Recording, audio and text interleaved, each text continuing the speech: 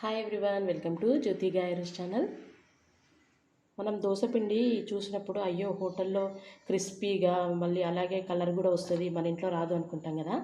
అలాంటప్పుడు ఏం చేయండి, దోసపిండి తీస్తాం కదా, దోసపిండి ఒక గిన్నెలో తీసుకున్న తర్వాత మనం యాస్టీస్గా సాల్ట్ ఎలాగో వేసుకుంటాం కదా, సాల్ట్ వేసుకున్నప్పుడు అలాగే సేమ్ దాంట్లో కొంచెం షుగర్ యాడ్ చేయండి. షుగర్ యాడ్ చేస్తే ఏమవుతుందంటే మీకు గోల్డ్ కలర్లో వస్తాయి అన్నమాట దోశలు. అలాగే ఇంకా క్రిస్పీగా రావాలి అనుకుంటే కొంచెం ఉప్మా రవ్వ యాడ్ చేసుకుంటే కూడా దోశ పిండిలో మనకి పేపర్ లాగా వస్తాయి, సేమ్ హోటల్లో వచ్చినట్టు. ఈ చిన్న టిప్పు మీకు యూజ్ అవుతుంది అనుకుంటే ప్లీజ్ లైక్ చేయండి, షేర్ చేయండి, సబ్స్క్రైబ్ చేసుకోండి. Thanks for watching. Hi everyone, welcome to Jyothi గాయరస్ ఛానల్.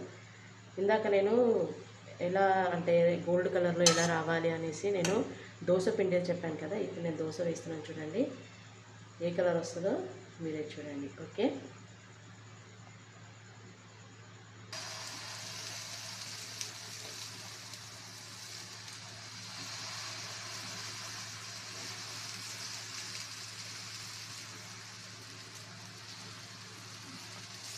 ఇట్లా రౌండ్గా వేసుకోండి.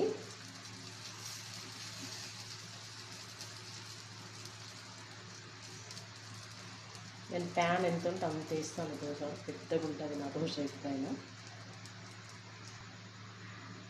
పిండి వేసేసుకున్నాం కదా, అప్పుడు ఏం చేయాలంటే కొంచెం ఆయిల్ తీసుకొని ఇట్లా సైడ్ నుంచి ఒక 2 minutes అయిన తర్వాత ఇట్లా ఆయిల్ వేసేసుకోండి. ఆయిల్ ఎందుకు వేసుకుంటామంటే మనం దోశ అనేది కింది బాగా ముడికిన తర్వాత దానంత కదా ఇలా పైకి వచ్చేస్తుంది, చూడండి. ఇప్పుడు మనం ఏం చేయాలంటే, ఇప్పుడు చూసారా ఎంత బాగా పైకి వచ్చేసిందో. ఎప్పుడైనా దోశని తిరిగేయకూడదు, తిరిగేయకుండా చూడండి మన హోటల్లో వచ్చినట్టుందా దోశ.